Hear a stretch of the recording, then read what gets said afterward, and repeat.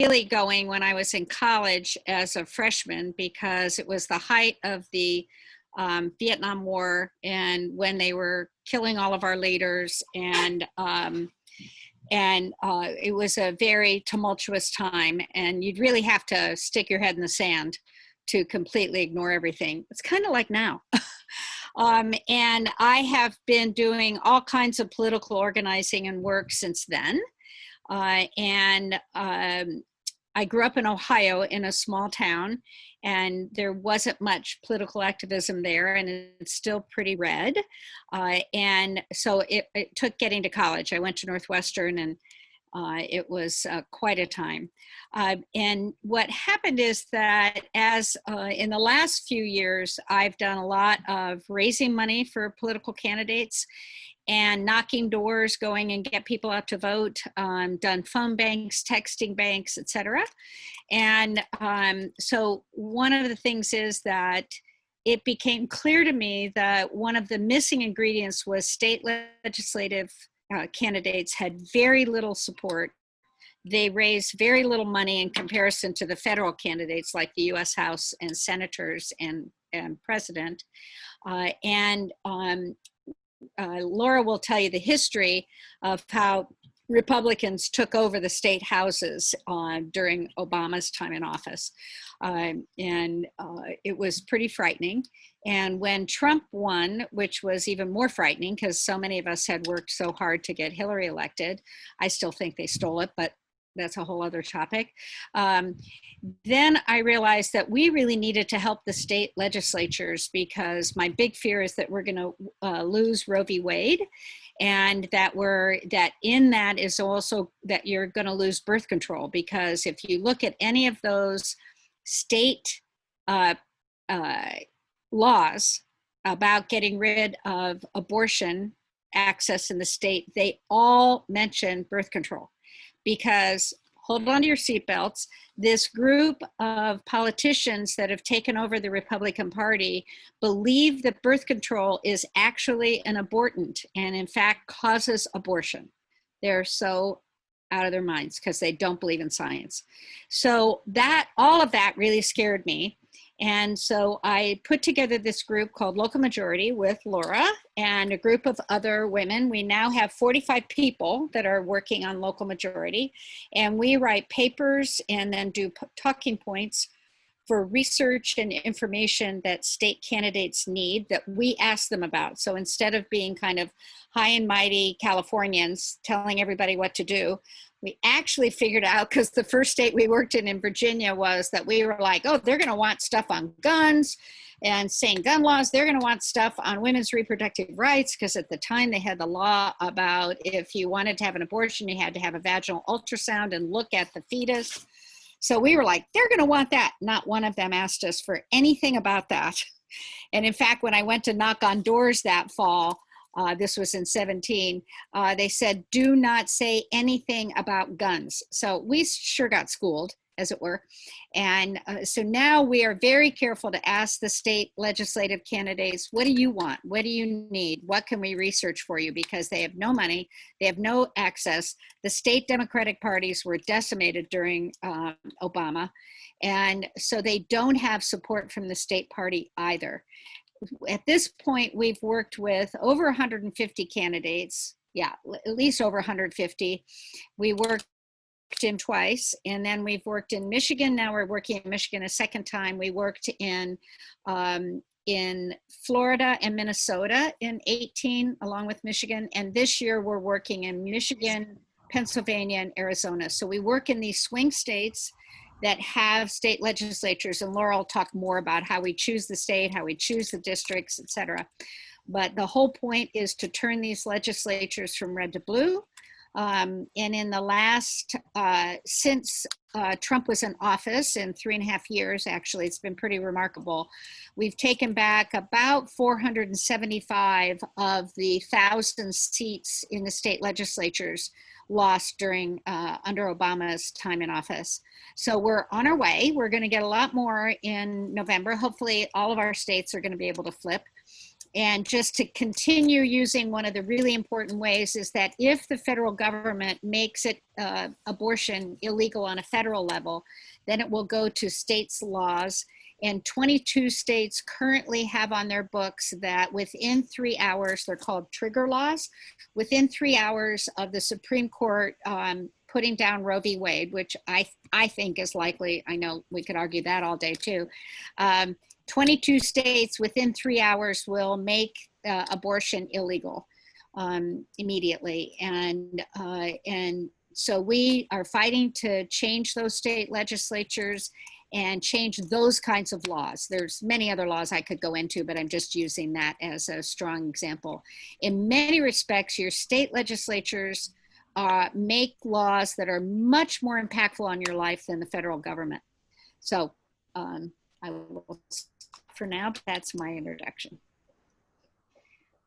Thanks, JoAnn. And I just am going to say a couple of words and then I'll launch right into talking about gerrymandering. But my name's Laura Kavanaugh. I've been involved with local majority since 2017. It's my first time being a real activist. Something happened in 2016 that made me want to do that.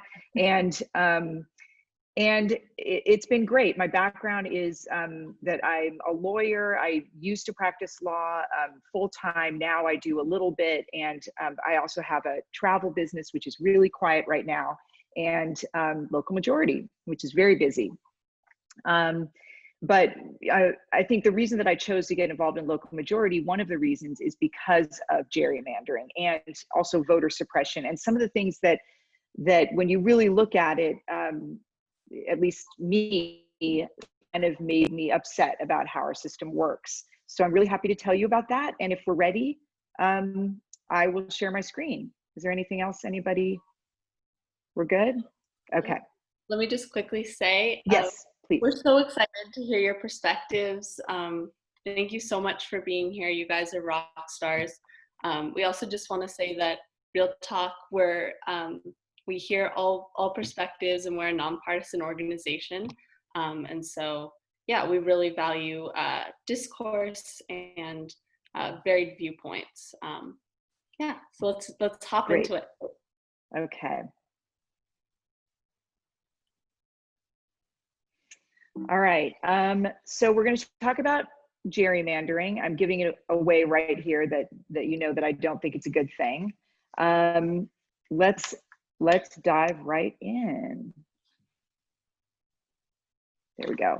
So before I get into the details and the specifics of what gerrymandering is and how it works, this is a good example just to kind of set the stage. Look at this strange phenomenon, and that is the composition of the Virginia House of Delegates, which is its state legislature before the 2017 election.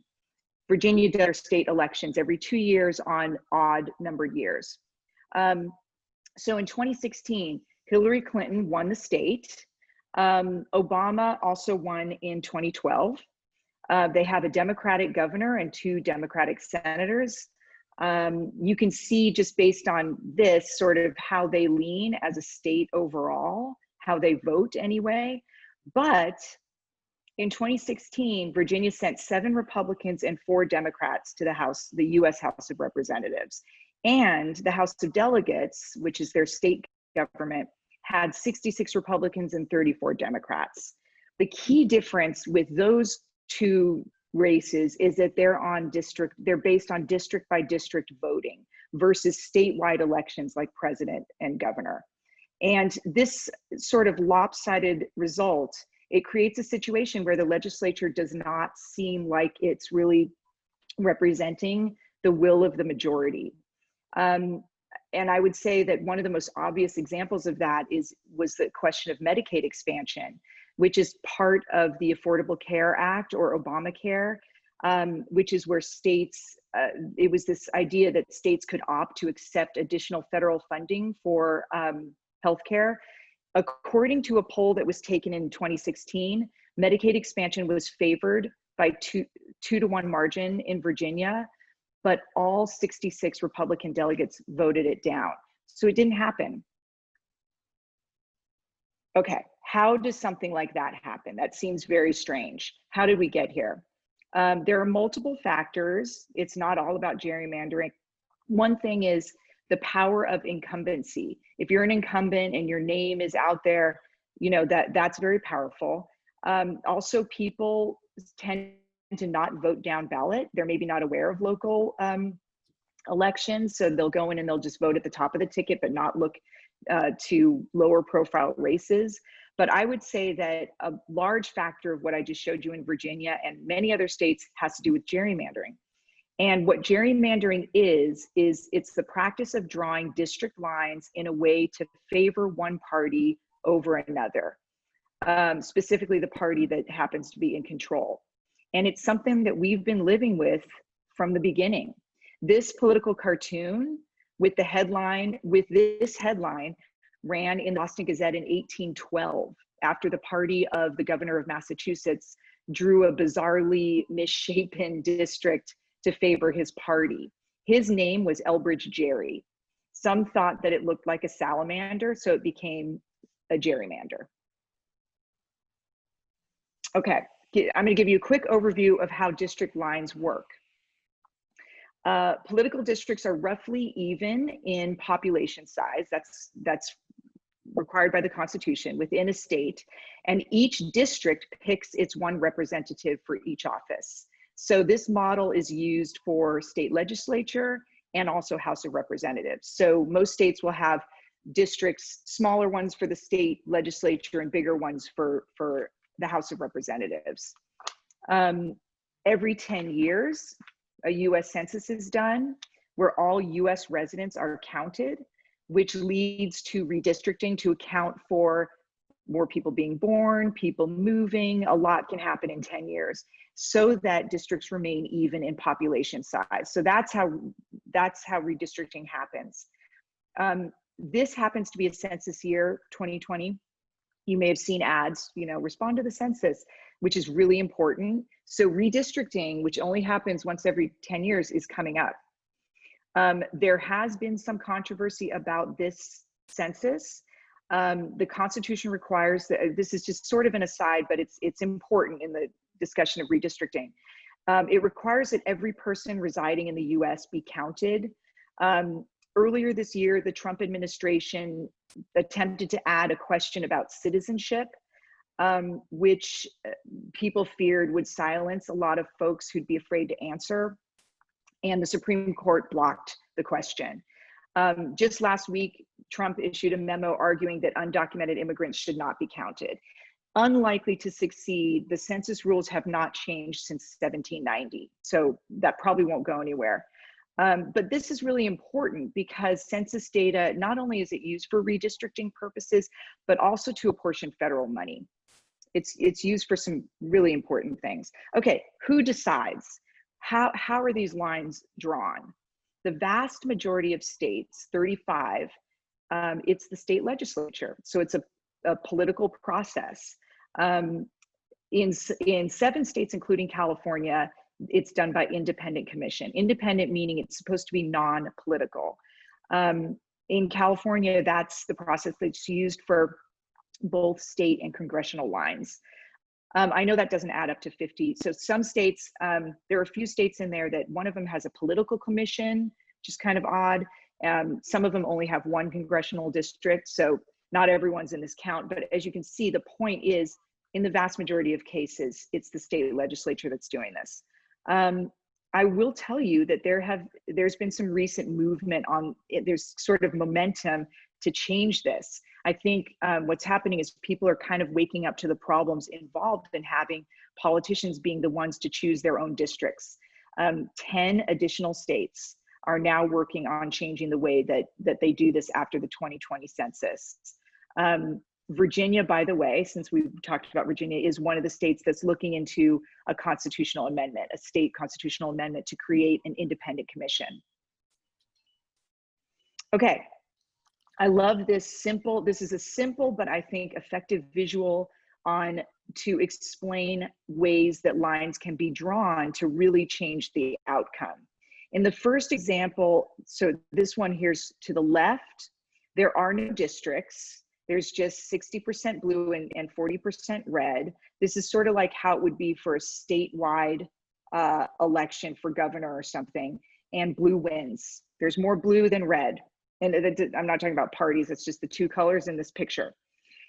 If you need to divide up those people into 5 districts for local elections, if you're choosing 5 local representatives, there are multiple ways you can do it. If you draw vertical, okay, first let me do this. If you draw vertical lines like this, you're going to end up with 5 districts where it's 60% blue and 40% red.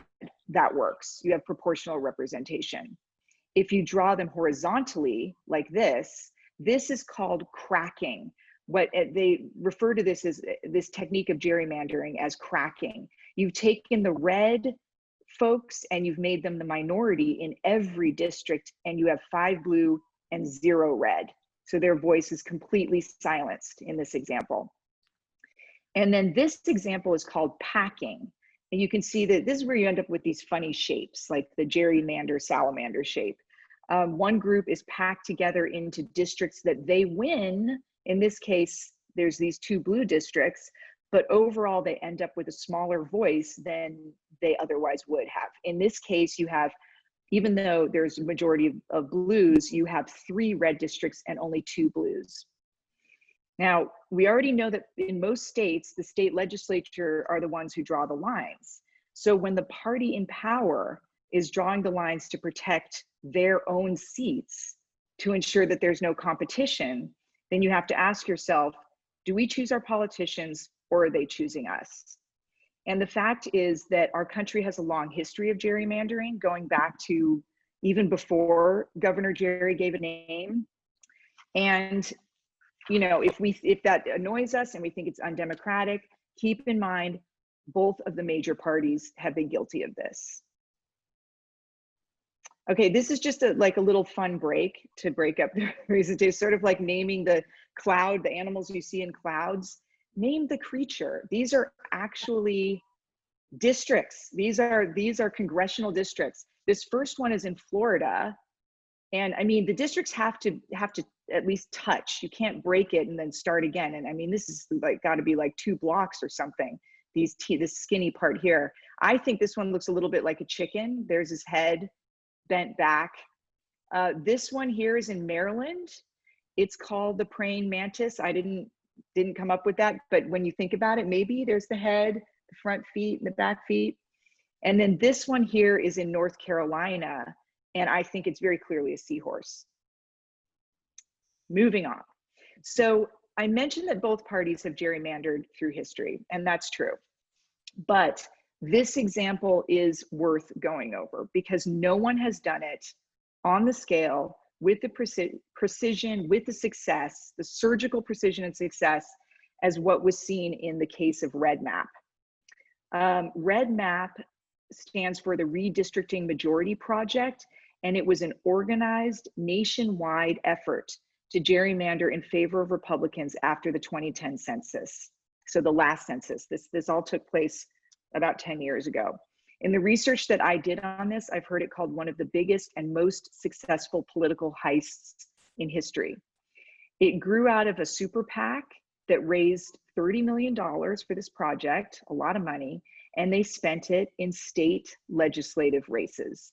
They figured out which were the key state districts across the country to focus on flipping in order to achieve maximum outcome. They convinced their donors, and then they injected $500,000 here and there into little teeny local sort of seemingly insignificant races. It was the first time a plot to use the gerrymander was done on this sort of large scale. And it was done, and really the first time it was done to do more than just protect a few incumbents. It was a concerted and successful effort to take control of the states and thereby the House of Representatives. So what happened?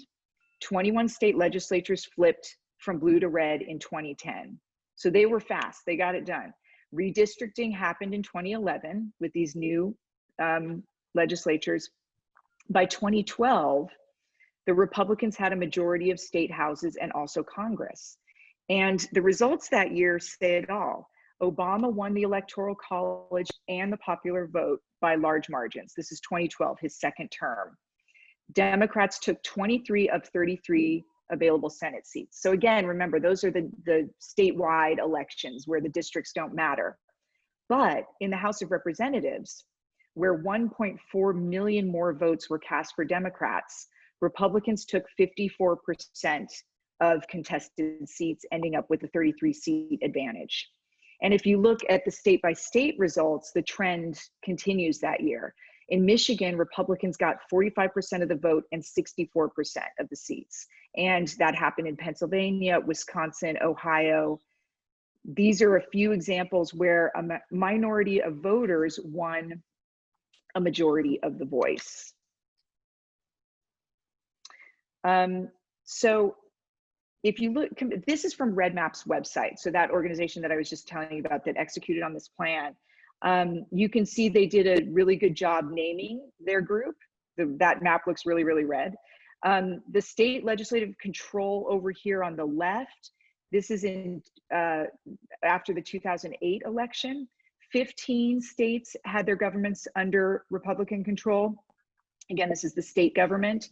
And then here, after 2016, 33 states were completely under Republican control. So very successful. Are other factors involved that could have caused this? Yes. I looked into some other causes, some sources I looked at blame things like Democrats self-sorting into urban centers, kind of like a self-packing phenomenon. We already talked about the failure of people to kind of pay attention and vote down ballot. I'm sure there are other factors, but the people of RedMap were celebrating, and rightly so. They definitely had a large hand in this. Okay, let me go back for a second. The Democrats saw this too. They looked at this map and they said, okay, we're late to the game, but they've now reacted. So in 2017, Obama launched an initiative to combat gerrymandering. I can't remember what it's called. I should have written it down. It includes efforts to flip some state houses. He did this with Eric Holder, his attorney general, and to file court cases. It's called the National Redistricting Committee. Thank you. Thank you. And their thing is that they endorse candidates. They do a bunch of activities, but the candidates that they endorse and put their weight behind are ones who take a fair districting pledge that's on their website. There's also a group like RedMap on the Democratic side. I think it's called Advance 2020 or Advantage 2020, but they just haven't been as successful in fundraising. And really, okay, so here's a fair question to ask. What is the right thing for Democrats to do? Do you fight fire with fire? Is that the right thing to do? Or do you fight for fairness in redistricting? Do you try to change the system? Well, let's see what the Supreme Court thinks. So all of this that I've been telling you about is perfectly legal. We're not accusing anyone of any crimes here. It appears to be legal. It's steeped in history, except the Supreme Court has started in recent years to show a little more squeamishness about gerrymandering. Well, they did and then they didn't. I'll get to that in a second. But the constitutional basis for arguing against gerrymandering has largely been based on either the 14th Amendment and or the First Amendment.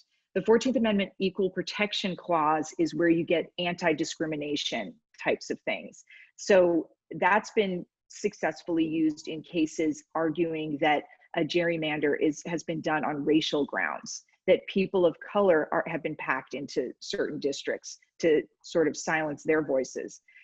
The First Amendment has been used, I'm not sure very successfully, freedom of expression and association, your vote, your affiliation with your party. It's been used to argue against partisan gerrymandering, which is mainly what I've been talking about.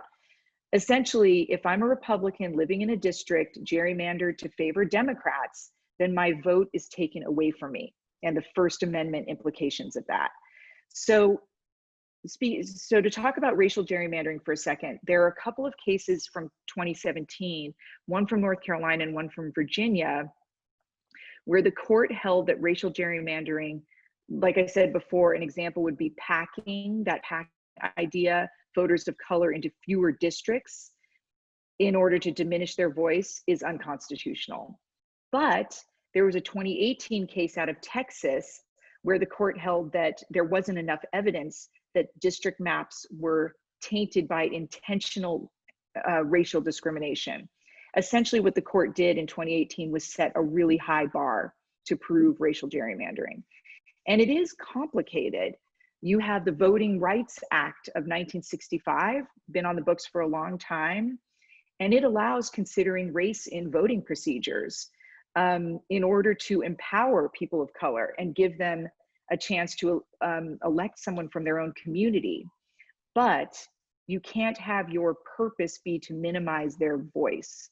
So you really, the key is you really have to look at intent, and it has to be pretty clear that you were trying to silence folks on racial grounds. So we start to understand that race can't be the predominant factor, but it leaves open the possibility it could be a factor in drawing district lines. As for partisan gerrymandering, which is what mostly we've been talking about, where you draw the lines to benefit a party, as of 2019, we now have a clearer picture of whether this practice is allowed. Last June, the court issued a combined ruling in 2 cases, one out of Maryland involving a Democratic gerrymander, one out of North Carolina involving a Republican gerrymander, both political gerrymanders. In a 5-4 decision along traditional conservative liberal ideological lines, the court found that partisan redistricting is a political question, not reviewable by federal courts. The courts cannot decide if extreme gerrymandering violates the Constitution, is what they said. So they sort of punted it to Congress and to individual state governments to solve or not solve. So the next question is, what is Congress doing about it? In 2019, the US House passed the For the People Act, which would require every state to use independent commissions in drawing federal districts, kind of like how California does it. But Senate Majority Leader Mitch McConnell has not brought it to the floor. He won't let it get to the floor. So for now, leaving it up to Congress isn't really getting us anywhere. So in that Maryland and North Carolina case that I mentioned, Justice Kagan wrote the dissent, and it was an impassioned dissent. In fact, she made the very unusual move of reading a summary of her dissent in open court the day the decision was announced. She said, "Of all times to abandon the court's duty to declare the law, this was not the one. The practices challenged in these cases imperil our system of government. Part of the court's role in that system is defend its foundations. None is more important than free and fair elections." Her voice trembling, she said, "With respect but deep sadness, Justices Ginsburg, Breyer, Sotomayor, and I dissent." So at least for now, whether or not to live with gerrymandering is up to our elected officials, which means it's up to us, the voters. Now, if only our vote could count. No. Okay, so next, really quickly, a discussion of gerrymandering is complete without mentioning voter suppression, which is another sort of, voter suppression is sort of a broad category. Gerrymandering is a way to suppress the vote, but there are a number of other ways to do it. But it's the practice of purposely preventing people from being able to vote. Let's look at some methods. So these are just some of many examples of the way votes can be suppressed. Strict voter ID laws have been shown to drive down voter registrations and voter turnout. It's just, if you create a bunch of hoops to jump through, it causes problems for people. And maybe someone doesn't have a copy of their birth certificate that's needed to get the photo ID. You make it so difficult that people sort of just give up. And unfortunately, it's been shown that this disproportionately affects people of color and young people. And closing polling places creates long lines. People don't have time to take off work. Maybe they have childcare issues. Maybe they have transportation issues. Maybe it's a pandemic and they don't want to get on a crowded bus and go wait in line. And then, of course, limiting mail-in voting is a classic example of voter suppression for the same reasons I mentioned about hardships to get to the polls. It's especially true during a pandemic where people may be afraid to vote in person.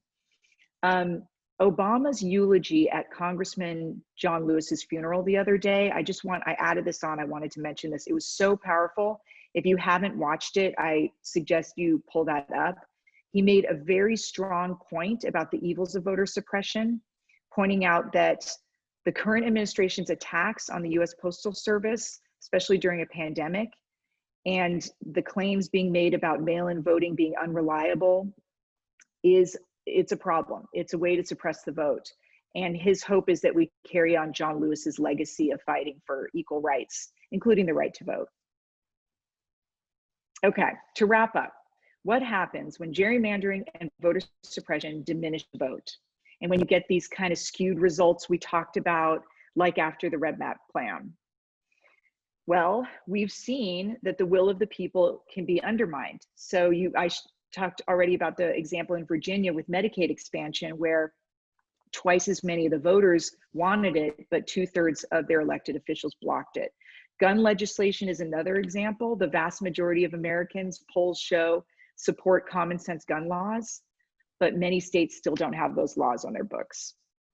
Another consequence that's really worth mentioning is that both parties are pushed to their extremes by these things. Imagine you're a Republican in the Republican state legislature somewhere. You're sitting in a safely gerrymandered district, very few polling places and other voting impediments. Your only competition is going to be in the primary from other Republicans. So you end up being pushed out to the fringes on issues. Primary races become the only competitive sort of races. And your incentive, whether you're on the left or the right, is to be more left or more right than the other guy. And there's really no incentive to reach across the aisle and compromise. If you do that, you'll just be replaced in your next primary. So then very little is accomplished. I know I've painted a little bit of a bleak picture, but there's good news. There are, groups of young people like you guys, for example, that are interested in issues like this, and you're the voters of the future. Some solutions that I've mentioned, or at least alluded to, are independent commissions to draw the lines. I also think it'd be great to take some of the big money out of politics, which can kind of skew things like what we're able to accomplish. Would love to hear your ideas and, of course, your questions. And that's it. Thank you so much. That presentation was so in depth, and I really liked it. So thank you. I really liked the segment about what animal is this, because I feel like Yeah. I feel like it made it clear that gerrymandering is a not so secret almost, and people see it as funny, but I think it's really important to realize that it affects people's lives very profoundly. So Yes, I think we're going to transition into the Q&A section. So should I stop share, or are we gonna want to refer to the slides? I guess I could go back in if we. Yeah, I what do you think? Maybe it might be nice to see everybody's faces. Yeah, let's do that. I can always go back in. Yeah, perfect. So our first question was for both of you guys, but we were just wondering, how has the Trump administration and also the dramatic political changes in the last 4 years affected the field of political organizing? Well, let me talk about that for a little bit. One of the biggest problems this year, of course, is because of COVID, we aren't allowed to do political organizing like we're used to. Let me just say a few major things that have happened is that one of those of us that, because clearly all of you are as well, one of the amazing things is that most people, if you can believe this, let's forget COVID for a minute. Let's forget mail-in ballots, which has become more and more and more of an issue because of COVID. Most people make their decision about who they're going to vote for the week before the election. And a very significant proportion, I think it's like 30%, make their decision when they're in the voting booth. So, which always amazes me because I've always been so politically involved that I can't imagine you don't know who you're going to vote for before you go in there. The other thing in terms of state legislative groups, just like what Laura was talking about in terms of gerrymandering, although that also goes for the US House, those districts impact who gets chosen in the state for the US House as well. So it's both the legislature for the state and the US House. I think that what's amazing is that most people, Laura and I were talking before this and saying probably 15 years ago, which I would have been in my late 50s, I probably didn't know who my state legislator was. It's a very ignored elected office, and it's probably, as I said before, one of the most important in any state's lives. And so how things have changed, let me just say this, is now let's bring in COVID, is that what used to happen is that you used to go door to door, knock on doors. You'd go, let me just tell you how that works. What you do is, I usually went to other states that needed help getting out the vote because California is pretty reliable how we're going to vote. So I would go to a swing state. You go to an office in some city that you want to work in. They give you a list of people's names, and they're usually from whatever party you're wanting to get out the vote for. And then you go to that list and it says, Jane Doe, Street 33 on this thing in apartment number 212. So you go and you look for her and you go and you knock on her door, and most of the time they're there, but sometimes they're not. Sometimes it's not even them that live there anymore, but then you go and talk to them about what candidates are running and your side's idea about who they should vote for. You leave material for them, etc.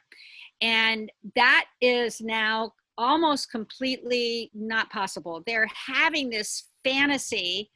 At first, they thought at the beginning of the summer, maybe we'll be able to go the end of August. Now they're hoping they can go in October in different states. But it's my guess that, because all the experts are now saying it's actually going to be worse in the fall because of the influenza season, that COVID's even going to be worse. So my guess is it's going to be hard for us to go knock on doors then.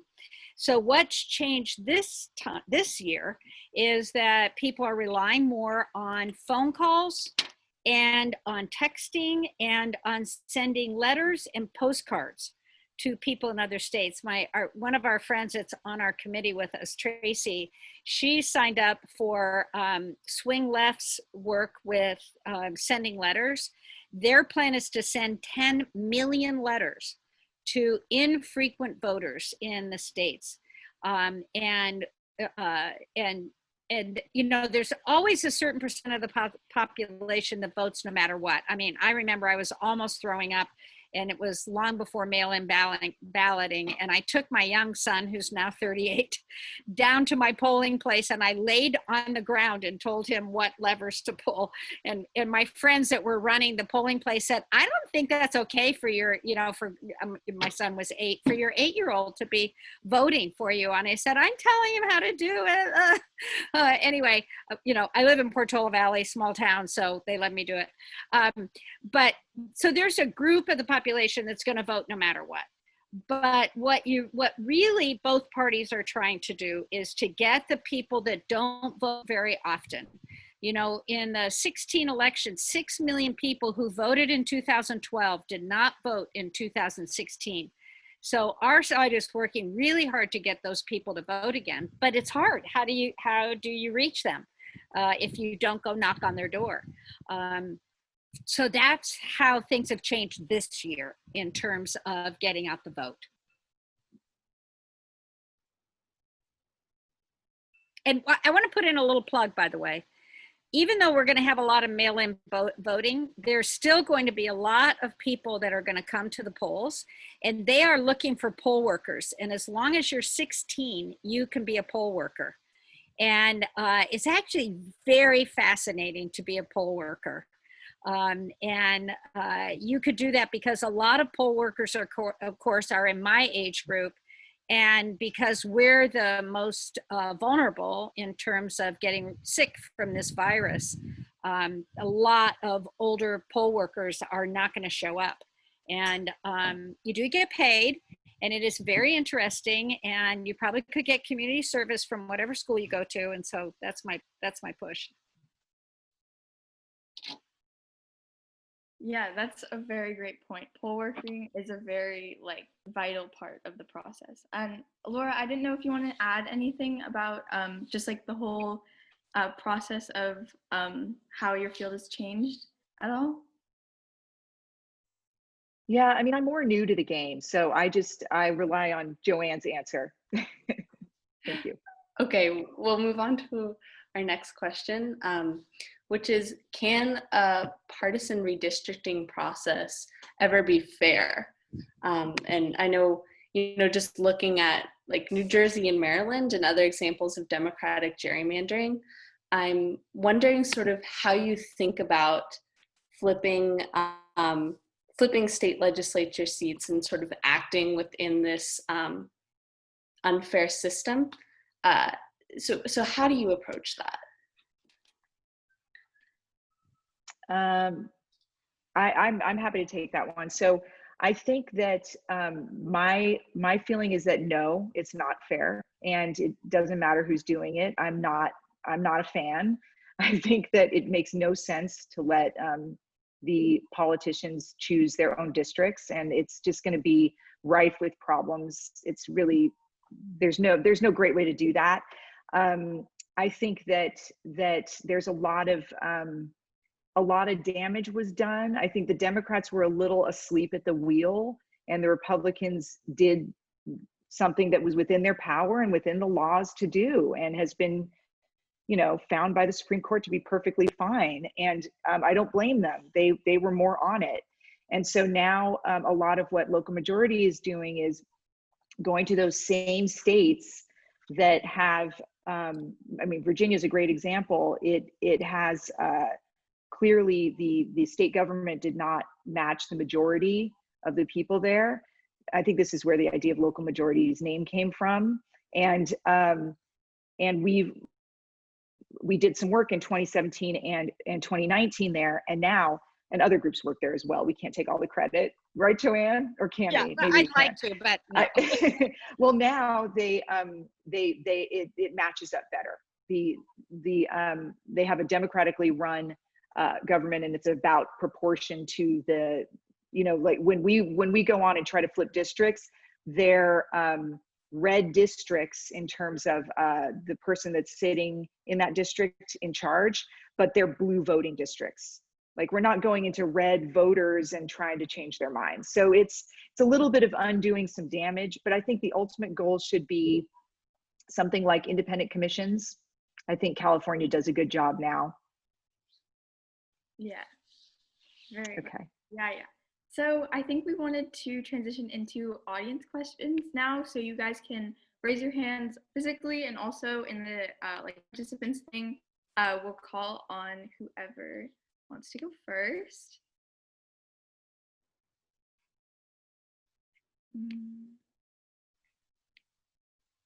Jackson. Hi, thank you both for coming. I really enjoyed the presentation. Specifically on gerrymandering, I personally don't support gerrymandering in any way, and I agree with the solution of coming up with an independent organization to divide districts. But I wanted to ask, do you think that there could be some sort of silver lining to gerrymandering, in the sense that it kind of promotes over-the-top political activism like local majority, and it like kind of incentivizes people to get even more out there to fight what's going on? That's a great question. I think it's true. It's been one of the sticking points for a lot of activists. Like, are you kidding? And while I teased at the beginning, I'm not a great role model because I get involved in cancel culture. But I agree that we need independent commissions, like Laura's saying, and California has a great system for that, by the way. But California wasn't always, it was democratically gerrymandered for many years, but now is independent, and the Republicans have gained more seats as a result of the independent commission. But I would agree with you. It kind of, makes a fire growing inside of people, and because a lot of people feel desperate. This is really wrong. We have to change something. Laura, I don't know what you would say.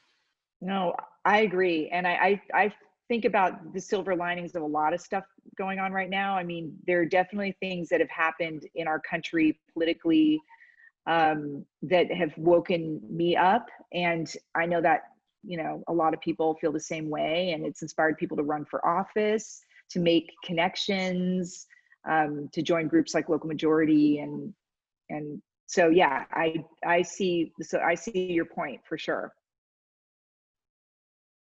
All right, do we have another audience question? Max? Yeah, I was going to ask, what further action do you think can be taken to further limit gerrymandering?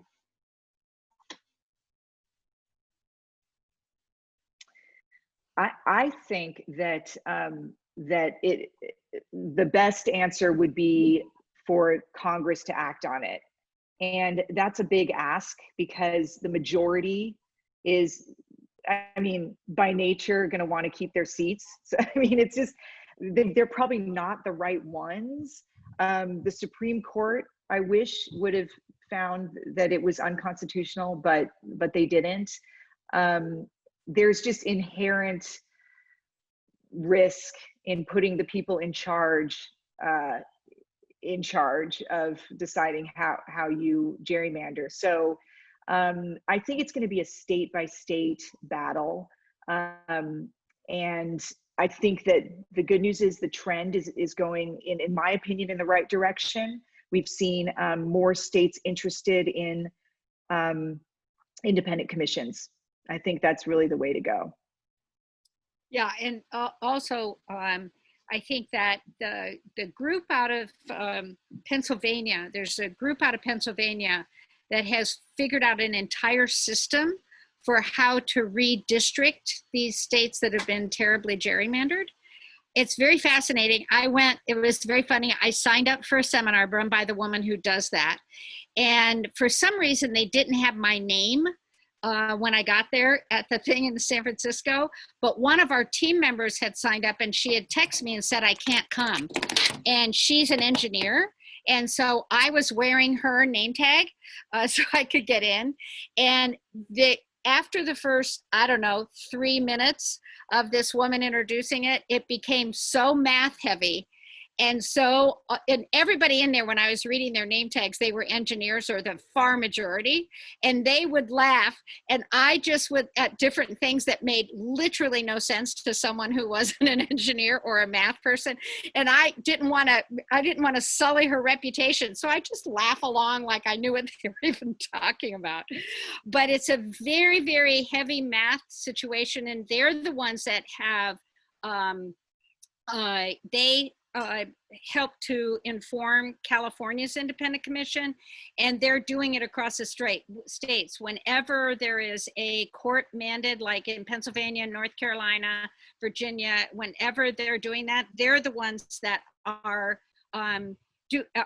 advising, and it's completely math. It's totally it's just the facts, ma'am. It's got nothing to do with party. One interesting state to look at is one of the ones we're working in, which is Arizona. Arizona is all laid out very methodically, and each district, which is almost all like perfect little, squares, and that's divided into 3 things. They have 1 Senate race and 2 state Senate races and 2 House seat races. And it's very interesting because it is not gerrymandered. It's very fascinating. So many states have different, and that's how, by the way, all the states used to be. When you look at, Laura has done this before, created a map, and you might be able to find it on our website under our Virginia 2017. We have something written for each of our candidates. And one of the things that it shows is the district before redistricting in 2011 and after redistricting in 2011. It's very interesting to see how things change so dramatically. It's kind of shocking. It's like, why wouldn't you have just equal districts all over, set up like that? Austin is a great example. Austin, everybody thinks of as a very liberal city, right, in Texas. It has 6 representatives, one of whom is a moderate Democrat. All the rest are radical right-wing Republicans, because it's like spaghetti. It's like spaghetti noodles that go almost the entire length of Texas for Austin's districts. I mean, that's just a great example. And that's not at all how it was before 2011. Okay, awesome. So unfortunately, we are running out of time. And I just a couple questions, so maybe you guys can hang on to them and potentially stay on the Zoom for a couple minutes after, I'm not sure. But we wanted to do one last thing before everyone leaves, and that's, we kind of have this casty tradition when we have speakers to kind of say either a reflection or something we learned or something we enjoyed, whatever it is. If you guys want to share, just raise your hand and we'll call out so you guys can tell our speakers like what you liked about it. Riley? I had no idea what gerrymandering was before this. And so I think that it was really, your presentation was super helpful in learning what it is and how it influences the way that people are represented with the districting of like how congressional districts work. And I think that it was really eye-opening to learn about how this can be targeted like at certain racial groups or like in different partisan ways. And yeah, thank you. Thank you. Zara or Zahara? I didn't realize to what extent gerrymandering could influence the kind of representation people were getting. So I thought it was pretty eye-opening to see like actually how big of a problem it is, because I didn't think that it was that big an issue before. So thank you for that. Chris? I really enjoyed how you discussed the surge in Republican like gerrymandering and the drawing of the lines, but during 2009 to roughly 2012, I thought that was really productive to the conversation. Thank you so much.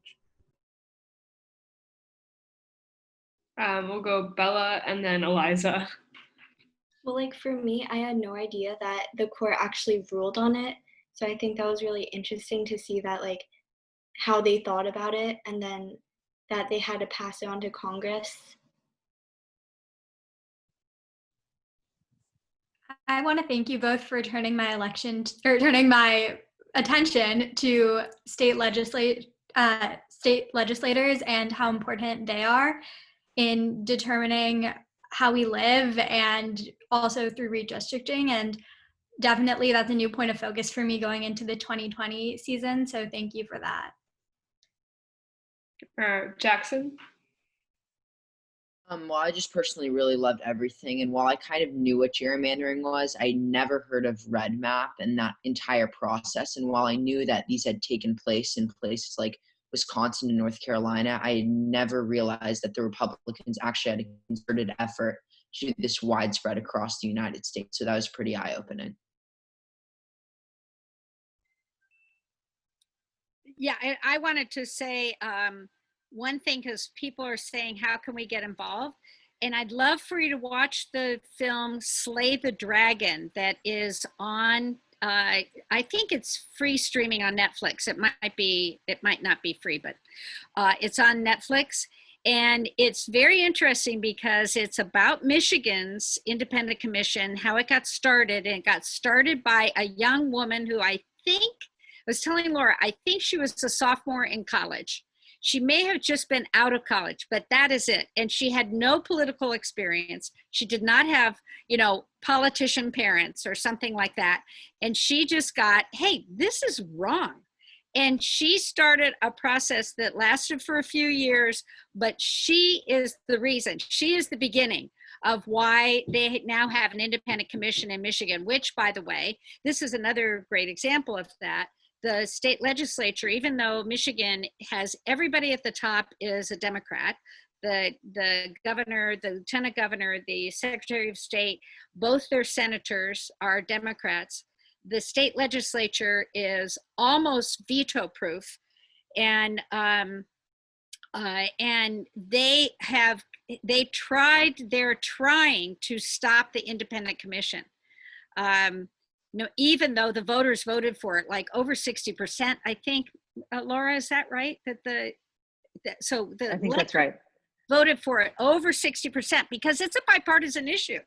The Republicans and Democrats don't like it.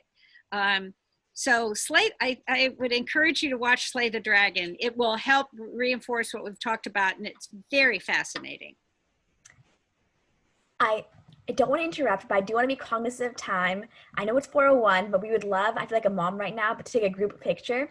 So if you have your camera off, if you could turn it on briefly, and I'm going to do the 1, 2, 3, and then we're going to take the picture. Sound good? Okay. Everybody ready? Big smiles? Okay. 1, 2, 3. Okay, we got it. Okay, back to you guys. Okay, so I think we're going to end it there. Thank you so much to our speakers for coming, and thank you to everyone who showed up. I hope you guys have learned a lot and enjoyed, and thank you for your reflections as well. I'm not sure if our speakers are going to hang out for a couple minutes afterwards if you guys have any last minute questions you want to ask, but otherwise, thank you for coming. Look out for other Real Talk things either at your school or just emails from us about future events we're having. We'd love to have you back. And thank you for coming. You guys can leave now.